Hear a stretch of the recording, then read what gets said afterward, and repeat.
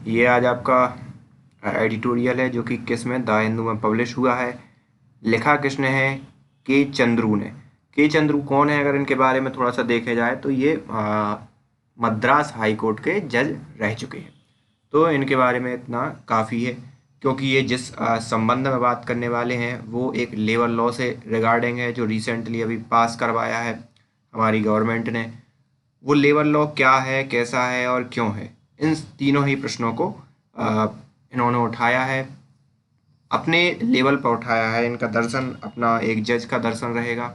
तो यही पूरे की पूरी बातें हैं जो इस पूरे के पूरे इसमें कही हैं। कह क्या रहे हैं? अगर आपने चैनल को सब्सक्राइब ना किया हो तो please hit the subscribe button. तो आप कह क्या रहे हैं? ये इतना रहे हैं कि the wages code that is the hasty composition. Hasty का मतलब होता है त्वरित होना, जल्दबाजी में किया जाने वाला कोई काम। तो हैस्टी कंपोजिशन मतलब होता है रचना, या सम्मिश्रण भी कह सकते हो। सम्मिश्रण का यूज करने का, अब रचना है तो ये तो यहाँ पर ये भी क्रिएट करवा देते, या ये करवा देते कि भाई किसी चीज कोई मतलब और शब्द भी यूज कर सकते थे।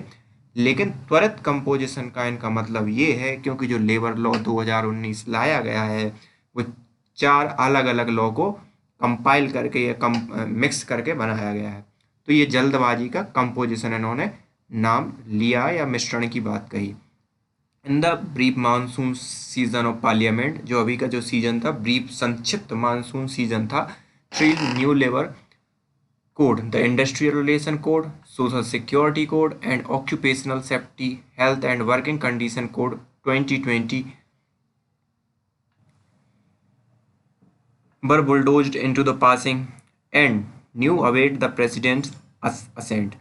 तो यहाँ पे बुलडोज्ड मतलब एक साथ कर लेना, एक डिस्ट्रॉय कर देना, मतलब ये चारों इन्होंने, अभी आप समझोगे जब आगे पढ़ोगे, तो इसीलिए इन्होंने इतना हार्ड वर्ड जो यूज़ किया है कि बुलडोज कर दिया गया, मतलब उन सबको ढहा के एक बिल बना दिया गया और वो अब राष्ट्रपति की सहमति के लिए वेट कर रहा है। मतलब सब कुछ हो गया, अब राष्ट्रपति जैसे ही हस्ताक्षर कर देंगे तो वो इनेक्ट हो जाएगा या लागू हो जाएगा देश में। Labour minister Santosh Gangwar sorry, जो लेबर मिनिस्टर है हमारे Santosh Gangwar, told the media that 4 new labour code will come operational before the year end. और उन्होंने ये कहा है कि इस साल के अंत से पहले ही ये सब जो लेबर लॉ है वो क्या हो जाएंगे, इनेक्ट, या राष्ट्रपति की सहमति हो जाएगी। Prime minister Narendra Modi on his part, prime minister ने अपनी तरफ से क्या कहा या अपना कैसे पक्ष रखा? उन्होंने कहा, has said the code on wages 2019 would expand the coverage of worker in all industries in the unorganized sector, as the old minimum wages act covered only 30% of the total workforce। तो इन्होंने ये कहा, प्रधानमंत्री नरेंद्र मोदी जी ने, कि जो नया कानून है वो बहुत ज़्यादा लोगों को कवर करेगा, बहुत से ज़्यादा लोगों को उसमें मिश्रित करेगा। जो वर्तमान कानून था जिसके लिए उन्होंने चेंज कर दिया है, वो सिर्फ 30% अनऑर्गेनाइज सेक्टर के जो मजदूर हैं उनको क्या करता था, कवर करता था। He also said that while there were 10,000 slab of minimum wages that existed, they would now be reduced to 200 slab. अब यहाँ पर क्या था, 10,000 स्लैब से आप ये मतलब समझो जैसे कि जीएसटी का स्लैब होता है ना, कि आप इलेक्ट्रॉनिक्स पे इतना दोगे, ऐसे 5 या 6 स्लैब हैं, और फूड प्रोडक्ट पे आप इतना परसेंट जो भी है, आई डोंट नो, बट आप स्लैब से ये मतलब समझो। तो पहले ऐसे कितने 10,000 स्लैब थे, अब लेकर उनको कम करके 200 स्लैब कर दिया गया है, ये भी उन्होंने अपने उसमें कहा। The code on wages 2019 seeks to consolidate, देखो कंसोलिडेट ये आ गया, कंसोलिडेट मतलब संचित करना या कई दो चीज़ों को मिलाना।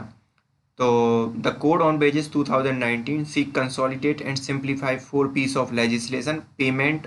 अब यहाँ पे 4 पीस ऑफ लेजिस्लेशन मतलब 4 जो पीस थे लेजिस्लेशन के या विधायिका के या जो भी विधेयक के, तो वो क्या किए, मर्ज कर दिए गए।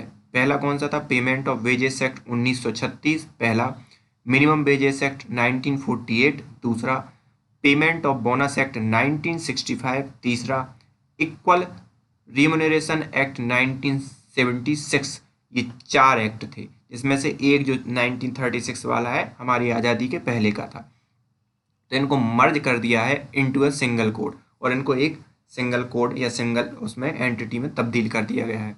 It's object and reason state that even second national commission of labour Ravindra Varma 2002 suggest consolidating all labour law into 4 code.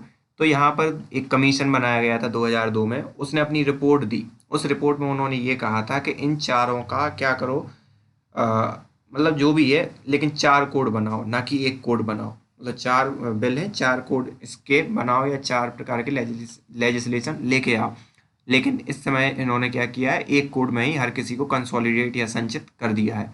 While the previous 4 piece of legislation had a total 119 section, जो प्रीवियस पे जो थे टोटल, मतलब जो 4 कानून थे उसमें 119 section थे। द न्यू कोड में 69 सेक्शन और नए कोड में सिर्फ 69 सेक्शन है। Considering that the repealed legislation each had a definition section, inspector, penalties and competent authority and appellate authority and rule making power, any consolidation will impact there length. तो ये सब जो चीज़ है, कंसिडरिंग अगर repealed legislation की बात करें तो कुछ जिसे निरस्त कर दिया गया है, उसके प्रत्येक जो 4 कोड हैं उसमें अलग अलग क्या था कि सबसे पहले उनकी डेफिनेशन दी थी उस सेक्शन की।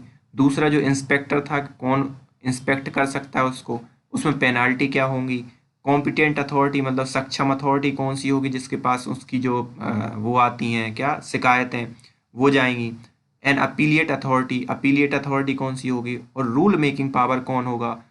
Any consolidation will impact there length, कोई भी किसी भी प्रकार का जो कंसोलिडेशन है वो इन सब की लेंथ को क्या करेगा, अफेक्ट करेगा, क्योंकि चारों में ये चीज़ें अलग अलग हिसाब से एक्सप्लेन थी। Further all requirement for enforcing the act have been relegate to the rules. तो यहाँ पर जो एनफोर्सिंग अथॉरिटी वगैरह है तो वो भी क्या है, रूल से निकाल दी गई हैं। Section 67 had authorities authorized the framing of rule relating to the as many as 38 provision of act. तो ये थोड़ी सी अब क्या है, कानूनी भाषा हो रही है, क्योंकि अब थोड़े जो कि जज हैं उन्होंने ही लिखा है, तो जिनको नॉलेज नहीं है तो आप बस एक ओवरव्यू समझो आप। सेक्शन जो 67 है वो ऑथराइज्ड करता है किस चीज़ को, कि फ्रेमिंग करें rule relating as many as 38 provision of act के, किसी भी एक्ट के 38 प्रोविजन के लिए क्या करता है, आपको अधिकार देता है। As a result the delegated piece of legislation will be bigger than the code, this is no way to condense prior piece of legislation.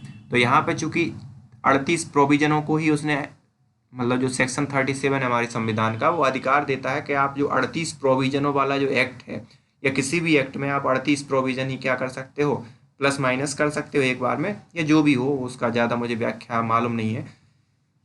तो लेकिन जो वर्तमान इन्होंने 4 को कंसोलिडेट किया है तो उनमें तो कई प्रोविजन होंगे, है ना, 38 से तो ज़्यादा ही होंगे, तो वो इसको इन्होंने कर दिया है। So this is the no way to condense, condense मतलब क्या करना, पिघलाना, कंडेंस मतलब संघनित करना। तो यहाँ पे संघनित मतलब पिघलाना, किसको पिघलाया इन्होंने, उन 4 कानूनों को। तो प्रियर पीस ऑफ लेजिस्लेशन, तो जो प्रियर पीस ऑफ लेजिस्लेशन है तो उसके हिसाब से इनके अकॉर्डिंग वो नहीं होना हो सकता। New problem will arise, new problem arise होगी, कौन सी होगी, all the 4 repealed piece of legislation, repealed मतलब जिनको निरस्त कर दिया गया, आप समझो वही 4 law of the legislation were enact historically at different point in time and deal with different situation. तो चारों के चारों जो कानून थे वो अलग अलग समय पर बनाए गए थे और अलग अलग समस्याओं को देखकर बनाए गए थे। The combining of a symmetrical law into single code is not easy task and will only create its own set of new problem। अब जब वो अलग अलग समय पर बनाए गए थे, उनकी अलग अलग ज़रूरतें थी, तो ये एक असेमेट्री हो गई, एक असेमेट्री या क्या अनियमित, हाँ अनियमित या जो भी है, असेमेट्री मतलब भिन्नता हो गई, और भिन्न भिन्न समय के कानून को आप जब मर्ज करोगे और एक समय के लिए आप लागू करोगे तो इट विल क्रिएट प्रॉब्लम, मतलब उससे क्या है, प्रॉब्लम ही जनरेट होगी। Barring a few new concept, barring मतलब के सिवाय a few new concept the new code retain almost all provision.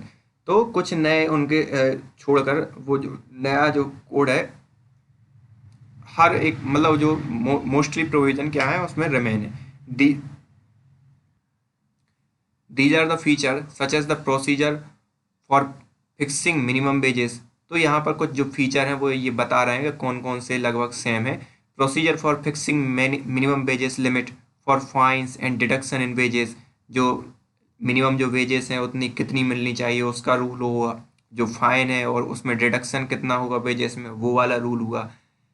Minimum and maximum bonus कितना मिलेगा उस चीज़ का, calculation of allocable and available surplus, तो कितना एलोकेट करा जाएगा सरप्लस और अवेलेबल सरप्लस क्या है उनके रूल हुए। As well as the gender neutral consideration in fixing wages. और जेंडर न्यूट्रल कंसिडरेशन मतलब कि आप महिला और पुरुष को ध्यान मतलब एक ही एंटिटी मानकर, ऐसा नहीं है कि आप महिला को कम दो पुरुष को ज़्यादा दो या पुरुष को कम दो महिला को ज़्यादा दो। बोथ वे आप जेंडर न्यूट्रल कंसिडरेशन करके ही आप क्या करो, फिक्स करो अपनी वेजेस को। ठीक है, this code will have the same definition of the term worker. और इस जो कोड में है वो सेम डेफिनेशन है किसकी, वर्कर की। लेकिन but a person employed in supervisory capacity drawing up 15,000 will also be considered as a worker. तो जो सुपरवाइजर, लेकिन नए जो बिल में है वो ये है कि आप अगर 15,000 के सुपरवाइजर की उस पर भी काम कर रहे हो तो आपको भी एज अ वर्कर ही ट्रीट किया जाएगा। In the minimum wages act to fix minimum wages in an employment which has more than 1,000 worker to be the first include in the schedule and thereafter minimum wages will be fixed as per law. तो यहाँ पर क्या था कि जो minimum wages act था इन an employment, उसमें क्या था 1,000 वर्कर जैसे ही हो जाएंगे तो आप एक लॉ के दायरे के अंदर आ जाओगे शेड्यूल के, और आपका उसका जो मिनिमम वेजेस है वो लॉ के अकॉर्डिंग ही आपका क्या होगा, नियत होगा। लेकिन the new has dispense with the necessity of having minimum number of worker and inclusion of such employment into the schedule। और जो नया बिल है उसने हर किसी को इंक्लूड कर लिया है, उस शेड्यूल के अंतर्गत ला दिया है। The central government will have the power to fix a floor wages. Floor wages मतलब कि आप उससे like MSP minimum support price होती है जो खेती किसानी में या फार्मिंग के अंतर्गत, तो उसको उसी हिसाब से इसमें ये क्या है फ्लोर वेजेस कि आप उससे नीचे नहीं दे सकते। तो सेंट्रल गवर्नमेंट क्या है पावर रहेगी कि वो डिसाइड करे इस चीज़ को कि फ्लोर वेजेस कितनी होगी। Once it fix, state government can not fix any minimum wages less than the floor wages. तो अगर ये फिक्स केंद्र सरकार ने कर दी तो स्टेट गवर्नमेंट फिर उससे नीचे मिनिमम वेजेस नहीं कर सकती। जैसे मान लो गवर्नमेंट ने निर्धारित कर दिया कि 50 रुपये पर घंटे, तो कोई भी स्टेट गवर्नमेंट का जो मिनिमम वेजेस है वो मिनिमम 50 रुपये पर घंटे तो होगा ही होगा, उससे कम नहीं हो सकता कि स्टेट गवर्नमेंट क्या कर दे कि 40 रुपये पर घंटे निर्धारित कर दे मिनिमम वेजेस। तो it is unwarranted since many state always fix minimum wages higher than existing rate. तो ये एक अनवारंटेड सी चीज़ है, क्योंकि जो वर्तमान में अगर देखा जाए तो बहुत सी ऐसी स्टेट हैं जो मिनिमम वेजेस से हायर ही उनका जो मिनिमम वेजेस है, मतलब सीधी सी बात है अगर गवर्नमेंट ने 50 तय किया है तो स्टेट गवर्नमेंट 60 मिनिमम वेजेस करके रखी है, depending upon the employment and work force employed. और ये कौन किस प्रकार का काम है और किस प्रकार का उसमें वर्क फोर्स इन्वॉल्व है उस हिसाब से निर्धारित होगा। The concept should be for a winding minimum wages and not have dual wages rate. और ये कॉन्सेप्ट ये है कि बाइंडिंग रेट में चीज़ें बंधी रहें, ना डुअल वेजेस रेट ना हो, a binding floor wage as a non binding minimum wages. और ये एक ये है कि मिनिमम का जो कॉन्सेप्ट है वो कम से कम एक साथ रहे, और binding floor veg and non binding minimum wages. On MNREGA, अब अगर मनरेगा की बात करें तो क्या है, हितरथो मतलब होता है अब तक। There was a conflict between the minimum wages fixed by state government. तो यहाँ पर कॉन्फ्लिक्ट, अभी तक कॉन्फ्लिक्ट था कि जो स्टेट गवर्नमेंट के द्वारा जो फिक्स वेजेस होता था फॉर एग्रीकल्चर वर्कर, जो एग्रीकल्चर वर्कर के लिए स्टेट गवर्नमेंट फिक्स करती थी। There were a case as whether the minimum wages act would have overriding effect over the provision of Mahatma Gandhi national rural employment guarantee act 2005।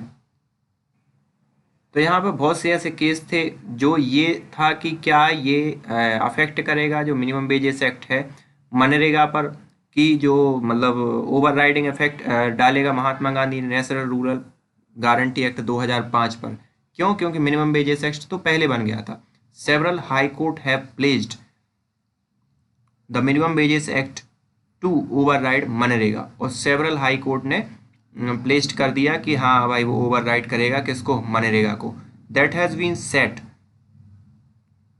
to rest by excluding मनरेगा from the pure view of code on wages, और this has been set to rest by excluding। तो यहाँ पर क्या कर दिया है? मनरेगा को बाहर कर दिया गया है और बाकी जिस पर है हर किसी पर ये लागू होगा। However, for most in the labor code will be enforcement provision and sanction behind it। तो यहाँ पर अगर देखा जाए तो क्या है? फॉरमोस्ट सबसे महत्वपूर्ण बात ये है इस लेबर कोड की कि यहाँ पर code will be enforcement provision, जो एनफोर्समेंट प्रोविजन है और जो सैंक्शन है, मतलब जो सैंक्शन लगाना या क्या कहना, रोक लगाना बिहाइंड इट, तो इनके जो वो हैं ये बहुत महत्वपूर्ण बात है। The code has created an omnibus. तो ओमनिबस मतलब एक बहुपदीय इंस्पेक्टर, मतलब इंस्पेक्टर जो इंस्पेक्शन नहीं करेगा बल्कि फैसिलिटेटर करवा दिया, फैसिलिटेट करवाएगा कामों को। Who will act as per the inspection scheme framed by the government, और जो काम करेगा कि जो भी इंस्पेक्शन स्कीम जो है गवर्नमेंट निर्धारित करेगी या फ्रेम्ड करेगी गवर्नमेंट, उसके हिसाब से काम करेगा। He will advise employer and workers to comply with provision of the code, may carry out inspection and may be signed by the government। तो वो इस चीज़ का निर्धारण करेगा कि जो गवर्नमेंट ने निर्धारित किया है उसका एम्प्लॉयर और वर्कर काम कर रहे हैं कि नहीं, और वो नहीं तो मतलब बताएगा कि आप करो। As for the claim mechanism section 45 stipulates that they will be heard and determined by an authority who is not below the rank of gazetted officer। और जो क्लेम मैकेनिज्म है, क्लेम मैकेनिज्म कई चीज़ों की है कि भाई आपका पैसा का हो गया, कुछ भी चीज़ें हैं, तो जो भी वो होगा वो उसके डिटरमाइंड बाय अथॉरिटी, एक अथॉरिटी के द्वारा एक ऑफिसर नियुक्त किया जाएगा जो गजेटेड ऑफिसर से नीचे नहीं होगा। A government official without legal and administrative background can hear such claim, और एक ऐसा गवर्नमेंट ऑफिसर जिसके पास लीगल और बैकग्राउंड और एडमिनिस्ट्रेटिव बैकग्राउंड नहीं होगा वो भी सुन सकता है आपके क्लेम। क्योंकि आपने देखा होगा बहुत से ऐसे गजेटेड ऑफिसर हैं जिनके पास लीगल और एडमिनिस्ट्रेटिव बैकग्राउंड नहीं है। However any dispute regarding bonus will continue go before the industrial tribunal, और जो भी बोनस से रिगार्डिंग डिस्प्यूट होगा वो इंडस्ट्रियल ट्राइब्यूनल के पास जाएगा। Relation code will contemplates a 2-member tribunal, तो यहाँ पर 2 मेंबर होंगे उसमें। As against the decision of the gazetted officer, और अगर गजेटेड ऑफिसर से भी आप संतुष्ट नहीं हुए हो तो one can prefer an appeal to appellate authority वो must be 1 rank higher than the competent authority. तो जो भी जो बंदा आप उनको गजेटेड ऑफिसर वो है तो उससे एक हायर रैंक वाला अधिकारी आपके उस चीज़ को देखेगा। यह एक ऐसी अथॉरिटी जिसमें उससे हायर रैंक का अधिकारी होगा, just higher. Neither the code nor the rule prescribe the qualification and experience required for appointment of competent authority। तो ना तो कोड में ना कि रूल में जो कि ड्राफ्ट में दिखाए गए हैं उसमें कोई क्वालिफिकेशन नहीं दी गई है, ना एक्सपीरियंस के बारे में कहा गया है कि जो गजेटेड ऑफिसर होगा उसको कितना क्वालिफिकेशन होनी चाहिए और कितना उसका एक्सपीरियंस होना चाहिए। Complicated question of law and fact arising out of the claim will henceforth be decided first by gazetted officer and thereafter by appellate authority who must hold 1 rank above him। तो इनका यही मानना है कि भाई जिसको एक्सपीरियंस नहीं है कि जो गजेटेड ऑफिसर है और उसके जो ऊपर रैंक है और उसका कोई आपने निर्धारण नहीं किया कि वो किस लेवल का अधिकारी होगा, तो वो कैसे देखेगा। ठीक है। प्रोविजन ऑन पेनाल्टी, पेनाल्टी का प्रोविजन जो दंड देने वाली विधा है कि मान लो कोई दोषी करार हो गया। पीनल प्रोविजन फाउंड हितर तो in any piece of labor legislation never had an impact on employer। तो अभी तक जो दंडात्मक जो कार्रवाई का वो ये था कि जो भी labour legislature never had an impact on employer, तो कभी एम्प्लॉयर्स पर कभी उसका इफेक्ट नहीं आया, जितने भी लेबर लॉ थे जो भी हो जैसे बच गए। In people's union for democratic rights and other union of India other 1982 एसीआर्ड केस, ये एक केस था।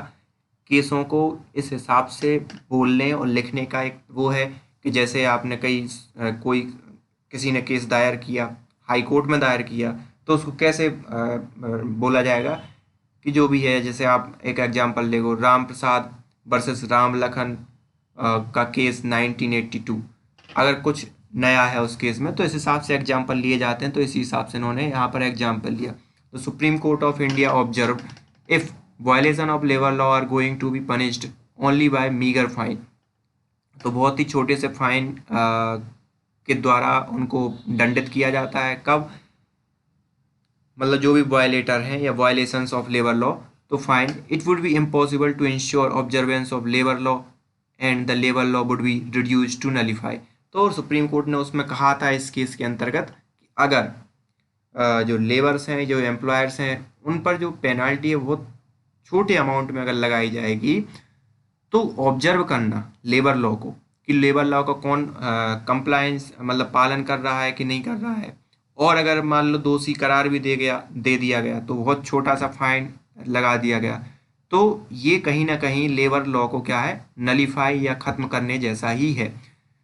They would remain merely paper tiger without any teeth और क्लॉ, और ये रिमेन रहेंगे केवल पेपर पर, जैसे कि एक शेर रहता है बगैर जबड़े और टीथ के। बट क्यूरियसली, उत्साहपूर्वक, a new provision has been introduced where an officer not below the rank of an under secretary to the government will be notified will power to impose penalty in place of judicial magistrate। तो इसमें क्या है, 52 का जो section है जो नए provision का, उसमें ये है कि एक सेक्रेटरी लेवल का, अंडर सेक्रेटरी लेवल का एक अधिकारी वो होगा, वो पेनाल्टी निर्धारित करेगा जुडिशियल मजिस्ट्रेट के प्लेस पर। जो पहले जुडिशियल करते थे अब वो करेगा। An essential judicial function is now sought to be vested with the executive in contravention of article 15 of constitution. और अब जो जुडिशियल वाला काम है वो कौन करेंगे, एग्जीक्यूटिव बॉडी करेगी, जो कॉन्ट्रावेंशन है किसका, of article 50 of constitution, where the state has been mandated to separate the judiciary from executive in public service. जहाँ पर ये लिखा गया है कि आप जुडिशियरी को क्या करो, अलग करो। किससे अलग करो, एग्जीक्यूटिव बॉडी से अलग करो। ये 50 आर्टिकल 50 का इन्होंने व्याख्यान दिया। Similar provision section 22 of bonded labour system act 1976 which empowered revenue officers designated as an executive magistrate to try offence under the act was struck down by the division bench of। तो यहाँ पर similar provision कैसा है, section 25 जो 1976 का जो abolition हुआ है 1976 के एक्ट में, कि विच एम्पावर्ड रेवेन्यू ऑफिसर, जो एम्पावर्ड करता है रेवेन्यू ऑफिसर को कि वो डेजिग्नेटेड हो एज अ एग्जीक्यूटिव मजिस्ट्रेट, मतलब एग्जीक्यूटिव मजिस्ट्रेट की तरह वो काम कर सकता है या किसी की निर्णय सुन सकता है, to try offence under the act, जो उस एक्ट के अंतर्गत ऑफेंस आए हुए होते हैं, was struck down by division bench of Madras high court, जो स्टक डाउन हुआ था डिवीजन बेंच के द्वारा हाई कोर्ट के अंतर्गत 2014 के ये गजेंद्रन केस में। A review filed by the central government was dismissed 2018, और एक रिव्यू फाइल किया गया था सेंट्रल गवर्नमेंट के थ्रू, तो वो डिसमिस्ड हो गई थी 2018 में। The division bench had observed, जो डिवीजन बेंच थी उसने क्यों स्टक डाउन किया था, कि वो उसने ऑब्जर्व किया on enforcement of the code, मतलब criminal procedure, there has been complete separation of judiciary from executive to implement the mandated under 50 of constitution, which require that state shall take a step to separate the judiciary from executive. तो उसने इसीलिए किया था कि article जो 50 में जो अधिकार दिए गए हैं कि एग्जीक्यूटिव को आप जुडिशरी की तरह नहीं मान सकते, आप उनको अलग अलग करके देखो। सो दैट्स वाई उन्होंने उसका निर्णय क्या कर दिया था, खारिज कर दिया था। कहाँ है फिर, article of constitution which require state survey executive by merging the judicial function in executive the basic structure of constitution is affected. और जब आप जुडिशरी को एग्जीक्यूटिव के साथ मर्ज कर दोगे, अगर जुडिशरी और एग्जीक्यूटिव ना समझ पा रहे हो तो एक आईएएस ऑफिसर हो गया और एक मजिस्ट्रेट, तो मजिस्ट्रेट का काम मजिस्ट्रेट करेगा, आईएएस का काम आईएएस करेगा, उनको मर्ज नहीं करना है, ये आर्टिकल 50 बोलता है। तो आप आई थिंक आपको क्लियर हो गया होगा। Justice and fair trial cannot be ensured by the executive magistrate in as much as they are not required to be legally qualified and trained person and actual practice are required to perform various other function. In fact, अब यहाँ पर क्या है कि वो मतलब न्याय नहीं कर सकता किसी भी उसके साथ जो एग्जीक्यूटिव मजिस्ट्रेट होगा। क्यों? क्योंकि उसके पास ना तो उतना एक्सपीरियंस है और भी जो चीज़ें जो ज़रूरत होती हैं ऐसे न्याय को या ऐसे निर्णय को परफॉर्म करने के लिए, वो भी उसके पास नहीं है, ना एक्सपीरियंस है। In fact the function of the judiciary and executive are quite different. और जबकि अगर देखा जाए तो दोनों के फंक्शन बहुत डिफरेंट है। In other word, it is clear that executive magistrate has no role to play in conducting judicial trial and recording judicial decision. तो इन लास्ट में ये यही कह रहे हैं कि भाई जो एग्जीक्यूटिव है उनके पास कोई ऐसी अथॉरिटी नहीं है कि वो जुडिशियल ट्रायल को कंडक्ट करें और उनकी रिकॉर्डिंग करवाएं, मतलब कोई निर्णय दें।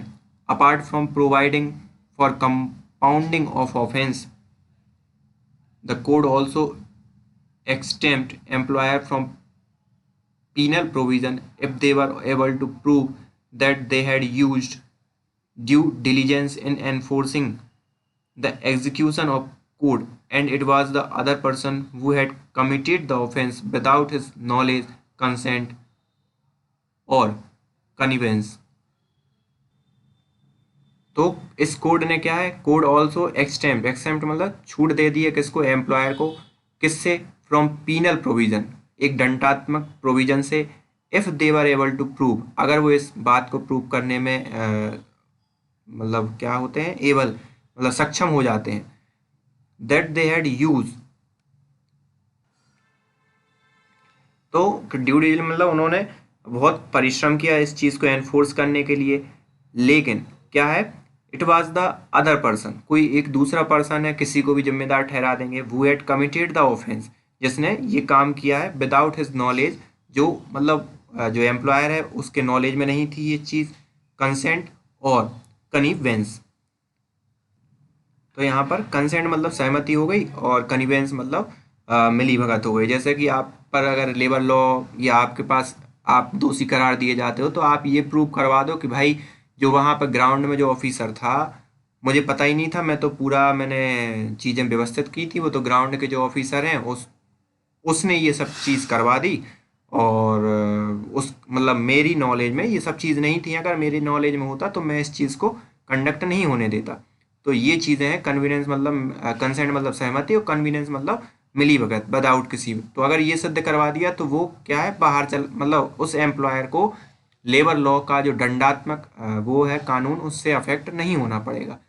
Through the prime minister had claim that erstwhile provision covered only 30% of worker. तो जैसा कि प्राइम मिनिस्टर कह चुके हैं कि जो पुराना वाला प्रोविज़न है वो 30% वर्कर को ही कवर करता था। There is nothing particular in this code that it will have wider coverage. तो यहाँ पर इस जो वर्तमान कोड में है उसमें ये कहीं नहीं कहा गया है कि ये वाइडर कवरेज को क्या करेगा, कंक्लूड करेगा या ज़्यादा लोगों को इंक्लूड करेगा। Similarly as minimum wages, similarly मतलब जैसा, हाँ सिमिलरली मतलब समान रूप से, as minimum wages mostly help the unorganised worker, जैसा कि कहा है कि जो मिनिमम वेजेस है कि मोस्टली किसको हेल्प करेगा, अनऑर्गेनाइज्ड वर्कर को। The 200 slave categorisation may not have much of an impact. तो इनके अनुसार कहने का मतलब ये है कि जो 200 स्लेव हैं वो कम नहीं करनी चाहिए थी, वो ज़्यादा इम्पैक्ट नहीं करेंगी। The code on wages has neither succeeded in consolidation. The code जो है वेजेस के हिसाब से देखा जाए has neither succeed in consolidation, तो जो वेतनमान के अगर नज़रिए से देखा जाए तो जो कंसोलिडेशन हुआ है चार जो रूल्स हैं उनका, वो सक्सीड सफल नहीं हुआ है of law, nor will ever achieve, और ना ये केवल अचीव मतलब कभी भी ये अचीव करेगा उस सक्सेसफुल उसको, the claim made by the prime minister, जो कि प्राइम मिनिस्टर ने क्लेम किया है उस पूरे के पूरे चीज़ को, ना तो भविष्य में कभी अचीव करेगा और ना अभी अचीव कर रहा है। So this is the end of today's editorial. I hope you enjoy this editorial. अब एडिटोरियल के लिए थोड़े से पेशेंस की तो ज़रूरत है। एडिटोरियल के लिए क्या, किसी भी पढ़ाई के लिए पेशेंस की ज़रूरत है। वो तो अब क्या है, टाइम स्पेन या टेंशन स्पेन कम हो रहा है लोगों का, तो अब उससे क्या कर सकते हैं। So thank you for today. Subscribe ना किया हो तो please hit the subscribe button.